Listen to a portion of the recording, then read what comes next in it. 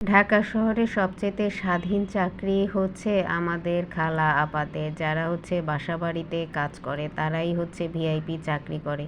আসসালামু আলাইকুম, Dolly's story লাইনের ছোট্টখাট্টো ভিডিওতে আপনাদের সবাইকে জানাচ্ছি অভিনন্দন। আজকে বাসায় বুয়া আসে নাই। আমার বাসায় কয়েকদিন ধরেই এই একই প্রবলেম চলছে এবং এটা পার্মানেন্ট প্রবলেমই বলতে পারেন, কারণ সবসময় সে মাসে 15 দিন ছুটি কাটাবেই, সে কোনো না কোনোভাবে অজুহাতে বা কোনো না কোনো সমস্যা বলে। 3 দিন এই সমস্যা, 2 দিন ওই সমস্যা, 5 দিন এই সমস্যা, 6 দিন শরীর খারাপ, এভাবেই আসলে মাসের প্রায় 15 দিনই চলে যায়। সব সময় আসলে এই মাথা আমার এই ওয়াশিং মেশিনের মতোই ঘুরতে থাকে যে কখন সে আসবে, কোন দিন সে আসবে না। তো যাই হোক, আজকেও সে প্রতিদিনের মতো আসে নাই। আজকে 4 দিন হলো আসে না।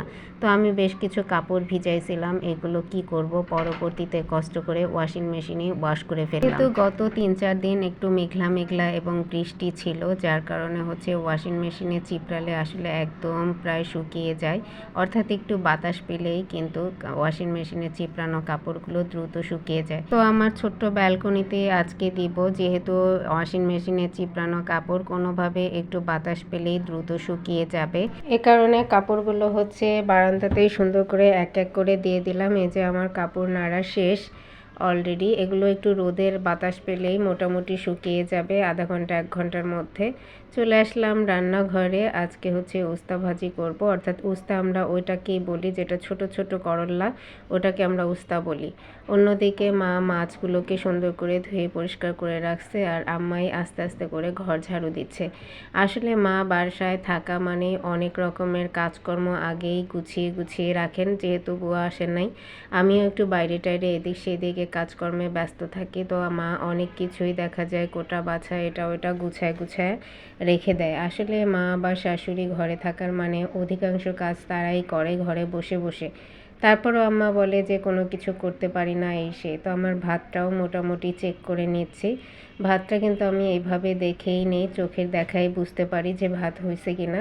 তো আমার ভাতটা মোটামুটি হয়ে গেছে। এখন এটাকে আমি মারটাকে গালায় নিব, কারণ এরপরে ঝরঝরা হয়ে যায় ভাত। কারণ বসা ভাত আমি তেমন একটা রান্না করতে পারি না। বসা ভাত রান্না করতে হলে তখন রাইস কুকারে দিয়ে দিই, আর আমার রাইস কুকারটা বেশ বড়, তাই বেশি ভাত যখন রান্না করি তখনই রাইস কুকারে করি। তো মা মোটামুটি ঝাড়ু কমপ্লিট করে ফেলছে। এখন আমি উস্তা ভাজিটা সাধারণত এভাবেই করি, আমি পেঁয়াজ কুচিটা একটু লেট করে অ্যাড করি। অন্যদিকে চচ্চড়ি করব ছোট মাছ বেগুন দিয়ে, ওইটাও পেঁয়াজ টেয়াজ দিয়ে রেডি করতেছি। তো করলাটাকে আবার একটু ভালো করে নেড়ে চেড়ে পেঁয়াজগুলোকে মিক্সড করে দিচ্ছি। এখন হচ্ছে মশলাগুলো অ্যাড করব চচ্চড়িতে। এখানে হলুদ মরিচের গুঁড়ো এবং ধনিয়ার গুঁড়ো আমি দিয়ে দিচ্ছি। দেখতে কতটা সুন্দর লাগছে দেখতেই পাচ্ছেন। এছাড়া তেল অ্যাড করছি পরিমাণ মতো, যতটুকু নিব আর কি। এভাবে একে একে করে সব মশলাগুলো দিয়ে সুন্দর করে কিন্তু কচলে কচলে আমি মেখে নেই।